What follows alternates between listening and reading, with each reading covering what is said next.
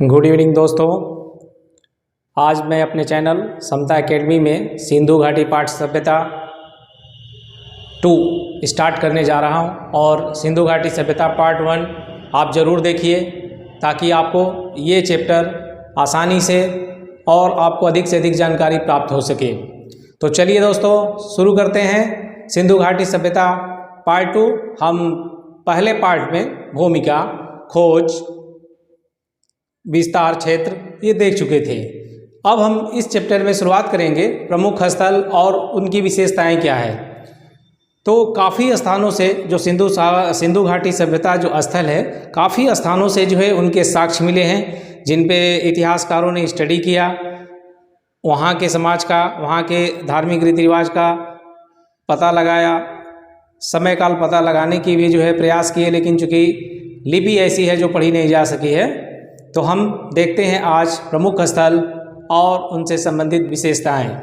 तो सबसे पहले मोहनजोदड़ो, तो यहाँ पर जो है विशालकाय अन्नागार, ग्रेट बाथ यानी विशाल स्नानागार, नर्तकी की मूर्ति प्राप्त हुई है। तो इसी तरह से और जो क्षेत्र हैं, जो स्थल हैं, उनके बारे में भी हम अध्ययन करेंगे। तो चलिए देखते हैं प्रमुख स्थल और विशेषताएं। स्थल और उनसे संबंधित वस्तुएं जो प्राप्त हुई हैं उसके बारे में देखिए। मोहनजोदड़ो से जो है अन्नागार, विशालकाय स्नानागार, मातृदेवी की मूर्ति, हाथी का कपालखंड, कांसे की नर्तकी। सोचिए, कांसे की नर्तकी वहाँ मिली थी। इसका मतलब रसायन का काफ़ी अच्छा ज्ञान था उनको। वो जानते थे कि कैसे जो है मिक्सअप किया जाता है मेटल को और कैसे ढाला जाता है। त्रिमुख पुरुष की ध्यान मुद्रा वाली मुहर मिली है, इसे कहते हैं। शायद पशुपति शिव जी की पूजा वो करते थे। घोड़े के दांत के अवशेष प्राप्त हुए, यानी घोड़े जो है व्यापार के लिए, यातायात के लिए यूज किए जाते होंगे। हड़प्पा से जो है समाधान के साक्ष्य प्राप्त हुए हैं। कब्रिस्तान, संग से बना बैल। दोस्तों मैं बता दूं, जो बैल का मुहर है वो मेसोपोटामिया सभ्यता के स्थलों की जब खुदाई हुई तो वहाँ भी प्राप्त हुई है, जो सेम है सिंधु घाटी सभ्यता में और यहाँ। इससे ये साबित होता है, प्रमाणित होता है कि व्यापार होता था, आवागमन था, यहाँ से वहाँ एक दूसरे जगह जाना, दूसरे देशों में भी। मजदूरों के आवास और कागज के साक्ष्य मिले हैं। लोथल जो है यहाँ से डकयार्ड के साक्ष्य मिले हैं। अग्निवेदिका, नाव के खिलौने इसलिए क्योंकि चूंकि समुद्री व्यापार यहाँ से होता था तो खिलौने भी बनाए जाते थे। धान की भूसी, मनका उद्योग, ठीक है, मनका उद्योग के साक्ष्य मिले हैं, वहाँ कारखाने थे, बनते थे। घोड़े की लघु मृण मूर्ति तथा हाथीदांत और 3 युग्मित समाधि प्राप्त हुआ है। 3 युग्मित समाधि मतलब 300 जो है एक साथ दफनाए गए थे। इसके बाद हम शुरू करेंगे चान्हुदड़ो। इसके बाद हम शुरू करने हैं चान्हुदड़ो। इसको लिख लीजिए, स्क्रीनशॉट ले लीजिए, फिर हम चान्हुदड़ो टॉपिक शुरू करते हैं। तो दोस्तों अभी हम चान्हुदड़ो, यहाँ पे क्या क्या जो है साक्ष्य मिले हैं इसके बारे में हम आपको बता देते हैं। तो यहाँ से जो है मनके बनाने का कारखाना हमें प्राप्त हुआ है। कंघा मिला है।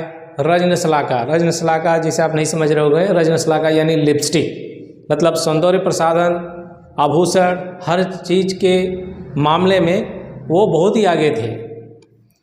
इसके अलावे ईंटों पर बिल्ली का पीछा करते हुए साक्ष्य मिले हुए, जो दीवार है ईंटों की, तो उस पर जो है बिल्ली भाग रही है और एक कुत्ता जो है पीछा कर रहा है, ऐसा वहाँ पे चित्र अंकित है। देखेंगे कालीबंगा आपका ये राजस्थान में है और काली चूड़ियों की वजह से ही कालीबंगा नाम पड़ा। वहाँ पे काली रंग की चूड़ियाँ पाई गई। बनावली देखेंगे इसके बाद, जो कि हरियाणा में है। वहाँ से जौ के बीज, तांबे के बड़ाग्र और हल, इसके साक्ष्य प्राप्त हुए हैं।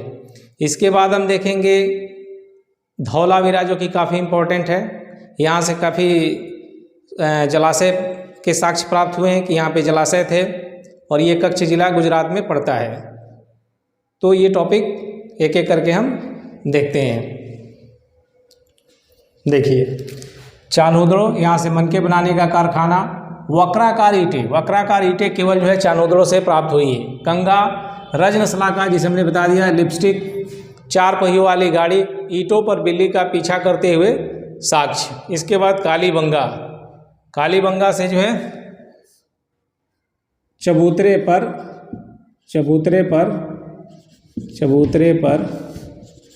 अग्निकुंड, चबूतरे पर अग्निकुंड, जूते हुए खेत के साच,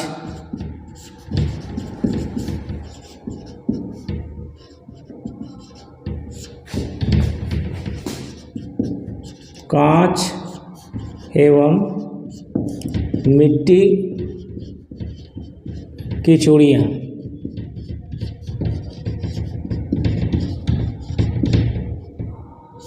ठीक है, एक बार देखिए, लिखते जाइए। चबूतरे पर अग्निकुंड, जूते हुए खेत के साच, कांच एवं मिट्टी की चूड़ियाँ।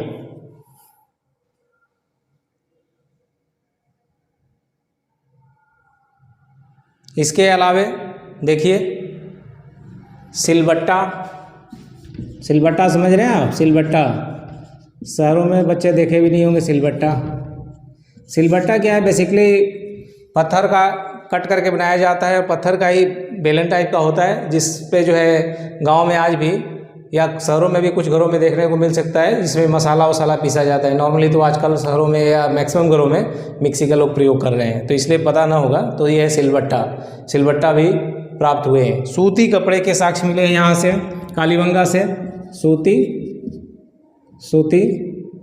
कपड़े के साक्ष्य।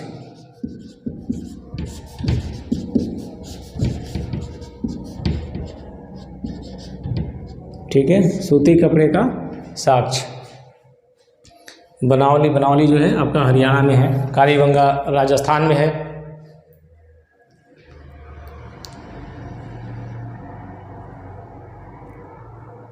तो देखिए बनावली से जो है जौ के बीज,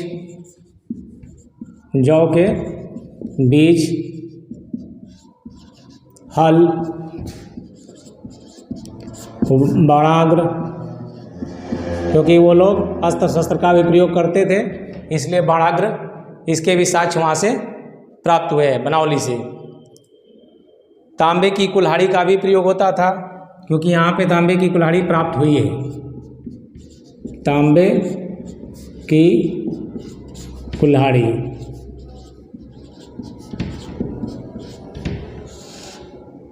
ठीक है, तो ये नोट कर लीजिए।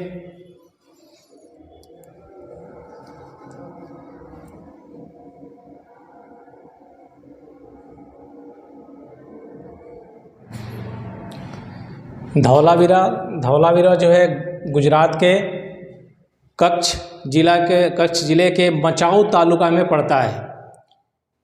धौलावीरा से जो है 16 विभिन्न प्रकार के जलाशय प्राप्त हुए हैं। धौलावीरा एक ऐसा साइट है जहाँ पे जो शहर है वो 3 भागों में विभाजित था। दुर्ग, मध्यनगर और निचला जो है नगर। धौलावीरा को छोड़ करके जितने हड़प्पा सभ्यता है वहाँ पे नगर जो है 2 भाग में ही बटे हुए थे। दुर्ग यानी ऊपरी क्षेत्र और निचला टिला यानी निचला नगर कह सकते हैं आप। लेकिन धौलावीरा में जो है नगर 3 भाग में बटे थे। ठीक है, नेक्स्ट इसके बाद हम देखेंगे रोपड़ जो है पंजाब में पड़ता है साइड, और यहाँ से मनुष्य के साथ यानी मानव के साथ जो है कुत्ते के दफनाए जाने का साक्ष्य प्राप्त हुआ है। अली के मरने के बाद उनके कुत्ते को भी उनके शव के पास में दफना दिया जाता था।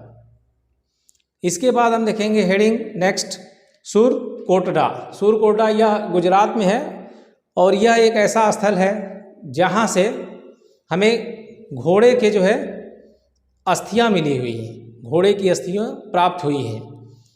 और नेक्स्ट इसके बाद हमारा टॉपिक आलमगीरपुर या हड़प्पा सभ्यता के अंतिम चरण को रेखांकित करता है। यह उत्तर प्रदेश में है और हिंडा नदी के पास में है। तो चलिए देखते हैं एक एक करके। तो चलिए, धौलावीरा जो कि अभी हमने बताया गुजरात में है, 16 प्रकार के विभिन्न जलाशय के साक्ष्य प्राप्त हुए हैं। यह मानसर एवं मानहर नदी के मध्य अवस्थित है। शहर 3 भाग में विभाजित था, दुर्ग, मध्यनगर, निचला नगर। दुर्ग, मध्यनगर, निचला नगर। जबकि बाकी जितने साइट हैं वहाँ पे जो नगर है सिर्फ 2 में विभाजित था, दुर्ग और निचला। दुर्ग में ज़्यादातर अमीर लोग निवास करते थे और निचले नगर में श्रमिक, किसान और साधारण लोग निवास करते थे।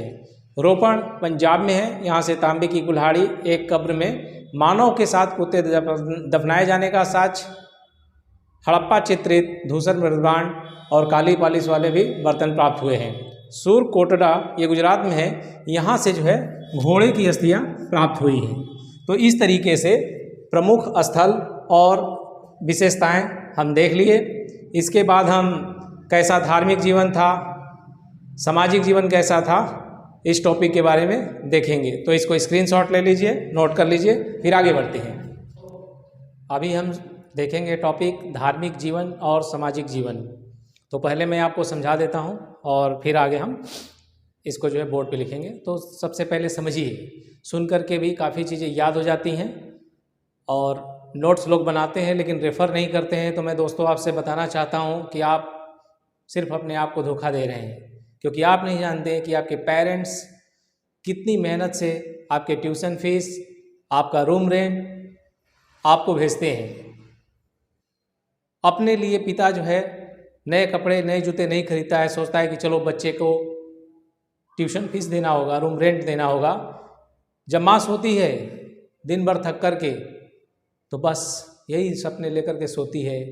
आंखों में आंसू होते हैं, चेहरे पे मुस्कान होती है कि एक दिन मेरा बेटा ज्वाइनिंग लेटर लेकर के आएगा, और उस वक्त का इंतज़ार करती है। तो दोस्तों मेहनत कीजिए, दिल से मेहनत कीजिए और लग जाइए, और कोई ना कोई जॉब इस साल आप प्राप्त कीजिए और अपने माता पिता का नाम रोशन कीजिए और अपने जीवन को सफल बनाइए। तो चलिए शुरू करते हैं अब धार्मिक जीवन और सामाजिक जीवन। सैंधववासी, ज़्यादातर सैंधववासी जो है समाज मातृसत्तात्मक ही था, क्योंकि जो भी साक्ष्य हमें प्राप्त हुए हैं ज़्यादातर मूर्तियाँ स्त्रियों के, मुहरों के ऊपर भी नारी चित्र ही अंकित है। इसके अलावे गर्भ से एक पौधा निकलता हुआ चित्र दर्शाया गया है, यानी उर्वरता की देवी हुए और उनकी पूजा होती थी। सैंधववासी प्रकृति की पूजा, मातृदेवी, कुबड़ वाले बैल की, पशुपति शिव की पूजा करते थे। नेक्स्ट, सामाजिक जीवन। कृषि से परिचित थे, सरसों, तिल, कपास इनकी खेती करते थे, व्यवसाय भी करते थे। हड़प्पावासी पुरुष और स्त्री दोनों ही आभूषण का प्रयोग करते थे, क्योंकि आभूषणों के भी वहाँ से साक्ष्य प्राप्त हुए। मनोरंजन के लिए शिकार करते थे, पक्षियों की लड़ाई, शतरंज खेलना। तो हम कह सकते हैं कि यह समाज काफ़ी डेवलप था, काफ़ी आधुनिक था। सैंधव सभ्यता के लोग जो है शाकाहारी और मांसाहारी थे। वहाँ कई प्रकार के औजार प्राप्त हुए हैं, जैसे कुल्हाड़ी, आरा, बसुली आदि का प्रयोग करते थे। सिंधुवासी सभ्यता के लोग पशुपालन भी करते थे। समाज जो है 4 वर्गों में विभाजित था, योद्धा, विद्वान, व्यापारी और साधारण जो है नागरिक या श्रमिक आप कह सकते हैं। तो इसको हम अब नोट कर देते हैं, इसे आप जो है नोट कर लीजिएगा। तो दोस्तों धार्मिक जीवन और सामाजिक जीवन टॉपिक जिसे मैंने अभी आपको समझा दिया था, इसे नोट कीजिए। धार्मिक जीवन और सामाजिक जीवन जो है काफ़ी डेवलप था सिंधु सभ्यता में। आप इस टॉपिक को पढ़ने के बाद भली भांति परिचित हो जाएंगे। ज़्यादातर जो मूर्तियाँ स्त्रियों तथा मोरों के ऊपर नारी आकृतियों के अंकित होने के कारण सैंधव सभ्यता को मातृसत्तात्मक कहा जा सकता है। हड़प्पा से प्राप्त एक मूर्ति जिसके गर्भ से पौधा निकलता हुआ पाया गया है। सैंधव सभ्यता के लोग प्रकृति की पूजा करते थे। मातृदेवी, कुबड़ वाले बैल, पुरोहित, पशुपति तथा रुद्र देवता यानी हो सकते हैं इंद्र भगवान के अलावा वृक्ष, पशु, सर्प, पक्षी की भी पूजा करते थे। सामाजिक व्यवस्था का मुख्य आधार परिवार था। उनकी वेशभूषा का अनुमान उस काल की प्राप्त मूर्तियों के आधार पर लगाई जा सकती है। हड़प्पावासी पुरुष और स्त्री आभूषण का प्रयोग करते थे। मनोरंजन के लिए शिकार करना, शतरंज खेलना, मछली पकड़ना, पशु पक्षियों की लड़ाई, संगीत एवं नृत्य क्योंकि कांसे की नर्तकी की मूर्ति प्राप्त हुई है, इसका मतलब ये हुआ कि संगीत नृत्य से वो परिचित थे। सिंधु सभ्यता के लोग शाकाहारी एवं मांसाहारी थे। सिंधु सभ्यता के लोग कृषि एवं पशुपालन करते थे। समाज 4 वर्गों में विभाजित था, योद्धा, विद्वान और श्रमिक। तो नेक्स्ट टॉपिक जो है शुरू करेंगे। आर्थिक जो व्यवस्था था इस समाज का कैसा था उसके बारे में हम देखेंगे। अर्थव्यवस्था, आप जानते ही हैं कि ये लोग कृषि पशुपालन करते थे। इसके अलावा समुद्री व्यापार होता था। तो आर्थिक स्थिति इनके नगरों से भी हम समझ सकते हैं कि काफ़ी वेल डेवलप्ड सोसाइटी था, नगर था। तो आर्थिक व्यवस्था भी काफ़ी ही उच्च थी। उस समय की सभ्यताओं में देखा जाए तो सिंधु सभ्यता से ज़्यादा डेवलप्ड कोई सभ्यता नहीं था। तो दोस्तों आज हम टॉपिक देखेंगे आर्थिक स्थिति या आर्थिक व्यवस्था। जैसा कि हम इस अध्याय में पिछले जो टॉपिकों को पढ़ चुके हैं और उससे लगभग हम लोग समझ चुके हैं कि सिंधु घाटी सभ्यता की जो आर्थिक व्यवस्था है काफ़ी सुदृढ़ एवं काफ़ी उच्च विकसित थी। आज हम इसको और बेटर तरीके से समझेंगे कि आर्थिक जो व्यवस्था था इतना उन्नत कैसे था, उसको हम एक डायग्राम के द्वारा देखते हैं। तो चलिए दोस्तों, आर्थिक स्थिति या अर्थव्यवस्था सिंधु घाटी सभ्यता का कैसा था। तो सिंधु घाटी सभ्यता के लोग जो है कृषि करना जानते थे। कपास, सरसों, तिल, जौ, चावल आदि की खेती करते थे। इसके अलावे कपास सबसे पहले सिंधु घाटी सभ्यता में ही खेती इसका स्टार्ट हुआ। यूनानी जो सभ्यता में कपास को सिंडोन के नाम से उल्लेखित किया गया है। सिंधु घाटी सभ्यता के लोग पशुपालन करते थे। गाय, बैल, भेड़, बकरी, सुअर, घोड़ा आदि का जो है वो पालन पोषण करते थे। उन्हें कृषि में और बैलों को सबसे प्रिय मानते थे वो, क्योंकि जो वृषभ का जो चिन्ह है वो मेसोपोटामिया में भी प्राप्त हुआ है, जो बिल्कुल सिंधु घाटी सभ्यता के समान है। अर्थात व्यापार सिंधु घाटी सभ्यता का मेसोपोटामिया से भी होता था। कुबड़दार वाले जो सांड है वो ग्रामीण और शहरी दोनों ही क्षेत्रों में इसके साक्ष्य पाए गए हैं। वस्त्र उद्योग, उस समय के लोग सिंधु घाटी सभ्यता के लोग जो है आभूषणों के साथ साथ वस्त्र भी पहनते थे और वे शॉल और धोती का प्रयोग करते थे। महिलाएं भी जो है काफ़ी और पुरुष दोनों ही आभूषणों का प्रयोग करते थे। सूत काटने वाली तकली, सुई आदि के जो है साक्ष्य कई स्थानों से प्राप्त हुए हैं। बर्तन, काले लाल रंग के चमकदार बर्तनों का वो प्रयोग करते थे। मनका उद्योग से भी वो भली भांति परिचित थे। लकड़ी के हल का प्रयोग करते थे। संभवतः ये इसलिए कहा जा सकता है क्योंकि कहीं भी तांबे का या अन्य पदार्थ का मटेरियल का जो है हल प्राप्त नहीं हुए हैं। चावल की खेती का प्रमाण जो है लोथल तथा रंगपुर से प्राप्त हुआ है। ठीक है, तो अब देखिए मनका उद्योग के बाद धातु निर्माण में जो है वो काफ़ी निपुण थे। आभूषण का निर्माण करते थे। आभूषण का निर्माण करते थे और आभूषणों के निर्माण के लिए जो है वो सोना, चांदी, ठीक है, तांबा का प्रयोग करते थे। ठीक है, इसके अलावे कई जगह से जो है आपको कुल्हाड़ी हो गया, वणाग्र हो गया, यानी कि अस्त्र व शस्त्र का भी निर्माण करते थे।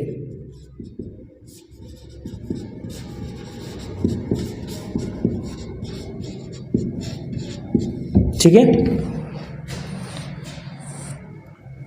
अब देखिए शिल्प उद्योग। तो सिंधु घाटी सभ्यता में जो शिल्पी थे वो बड़े कुशल थे। वो तरह तरह के कपड़ों के ऊपर जो है नक्काशी करना, पत्थरों को काट करके जो प्रस्तर यानी कि जो ये बनाते थे, पत्थरों के जो कारीगर थे वो भी काफ़ी निपुण थे, क्योंकि पत्थरों पे जो साक्ष्य पाए गए हैं ये उन्हीं की मेहनत का परिणाम है, उन्हीं की कला का परिणाम है। इसके बाद हम देखते हैं वाणिज्य व व्यापार। सिंधु घाटी सभ्यता में जो व्यापार था वो आंतरिक और बाहरी दोनों ही था, यानी इंग्लिश में इसी को जो है आपका इंटरनल एंड एक्सटर्नल ट्रेड होता था। इसके कुछ महत्वपूर्ण जो है केंद्र थे, जैसे कि उन्होंने अफगानिस्तान में जो है व्यापारिक बस्तियां बसाई थी। इसके अलावे लोथल, भगतराव, मुंडीकाक, बालाकोट, सूतकांगेडोर, शुतकाको, प्रभास पाटन, बालाकोट, डाबरकोट आदि जो है उनके मुख्य व्यापारिक केंद्र थे। ठीक है, तो इसे नोट कर लीजिए आप लोग। इसके अलावे दयाराम साहनी ने चांदी के बर्तन में कपड़े का साक्ष्य प्राप्त किया और मैके ने धागे प्राप्त किए।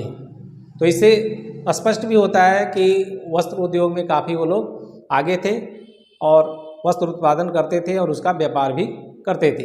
ईंटों का उत्पादन जो है सिंधु घाटी सभ्यता में जो है लगभग हर जगह होता था, क्योंकि वहाँ पक्के मकानों के साक्ष्य हर जगह पाए गए हैं। तो इसे आप लोग एक बार नोट कर लीजिए, स्क्रीनशॉट ले लीजिए। मेलुहा और सुमेर के बीच में जो है व्यापार होता था। मेलुहा यानी सिंधु घाटी सभ्यता, सिंधु सभ्यता से मतलब सिंधु सभ्यता, ठीक है, शॉर्टकट लिख रहे हैं। मेलुहा यानी कि सिंधु सभ्यता से जो है मेलुहा और सुमेर के बीच व्यापार होता था और इसके व्यापारिक केंद्र दो थे, ये देख लीजिए।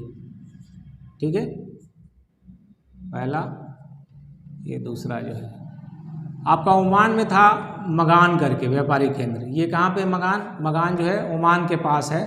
एक व्यापारिक केंद्र था ये ओमान के पास, मगान। ठीक है,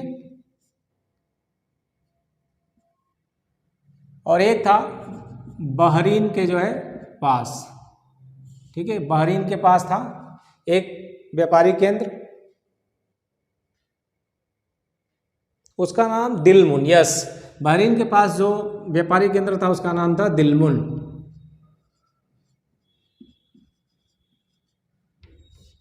ठीक है, तो इस प्रकार हम देखते हैं कि सिंधु घाटी की जो आर्थिक व्यवस्था थी काफ़ी मजबूत थी। ठीक है, जिसके वजह से ही नगरों का जो है इतना निर्माण हुआ, इतना डेवलपमेंट था।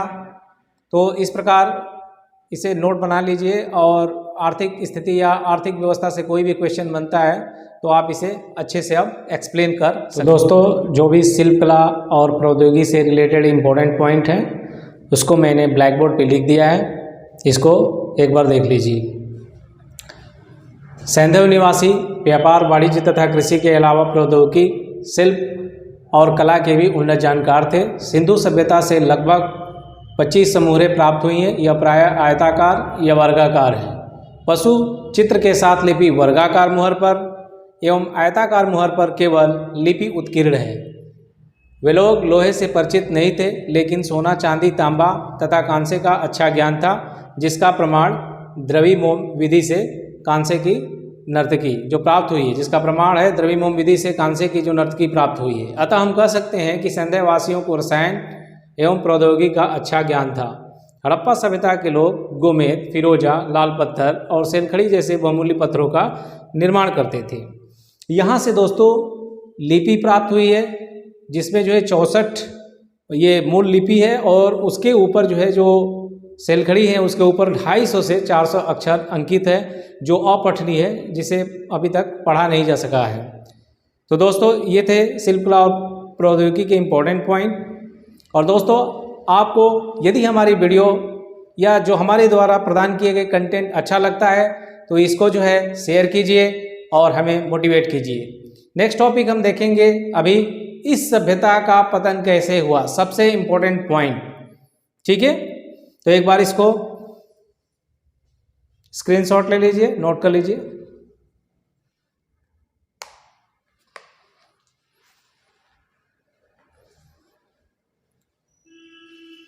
तो दोस्तों, सिंधु घाटी सभ्यता का ये अंतिम टॉपिक, सभ्यता के पतन का कारण हम देखने जा रहे हैं। इतिहासकारों का जो है मानना है कि सिंधु घाटी सभ्यता का पतन 1800 ईसा पूर्व के आते आते जो है लगभग समाप्त हो गया। और इस तारीख का समर्थन जो है इस तथ्य से भी होता है कि मेसोपोटामिया में जो है मेलुहा जो शब्द का 1900 ईसा पूर्व में लगभग उल्लेख समाप्त हो चुका था। कुछ विद्वानों का मानना है कि सिंधु घाटी सभ्यता का जो पतन है वो पारिस्थितिक असंतुलन के कारण हुआ। फेयर सर्विस का ये मत है। आर्यों का आक्रमण, गार्डन चाइल्ड इनके हिसाब से है कि आर्य आए, आक्रमण किए और यहाँ के सभ्यता को जो है समाप्त कर दिए। ठीक है। डीपी अग्रवाल बोलते हैं कि काफ़ी जो है सूखा पड़ा, अकाल पड़ा, इसके वजह से हो गया। तो कुछ विद्वानों का मानना है कि ये बाढ़ से हुआ, तो कुछ का मानना है कि भूकंप एवं जल प्लावन से हुआ। तो ये इतनी बड़ी सभ्यता थी, किसी एक वजह से हर स्थान का जो है समाप्त हो जाना ये सही नहीं लगता है। तो हम इसको डिटेल में देखते हैं। ठीक है। तो दोस्तों, सिंधु सभ्यता के पतन के जो इम्पोर्टेंट पॉइंट्स हैं वो हमने यहाँ पे लिख दिया है। तो आप लोग जो है इसे अपने कॉपी में नोट कर लीजिए, ये बहुत ही इम्पोर्टेंट है, तो इसे नोट कीजिए। इस सभ्यता का पतन लगभग 1800 ईसा पूर्व में हुआ। इस तारीख का समर्थन इस तथ्य से भी होता है कि मेसोपोटामिया साहित्य में 1900 ईसा पूर्व के अंत तक मेलुहा यानी सिंधु घाटी सभ्यता का उल्लेख समाप्त हो गया था। पारिस्थितिक असंतुलन फेयर सर्विस के हिसाब से, आर्यों का आक्रमण, गार्डन चाइल्ड एवं व्हीलर के अनुसार, वर्धित शुष्कता और घग्गर का सूख जाना, ये डीपी अग्रवाल के अनुसार, बाढ़ मैके महोदय के अनुसार, भूकंप एवं जल प्लावन राइक्स एवं डेक्स के अनुसार।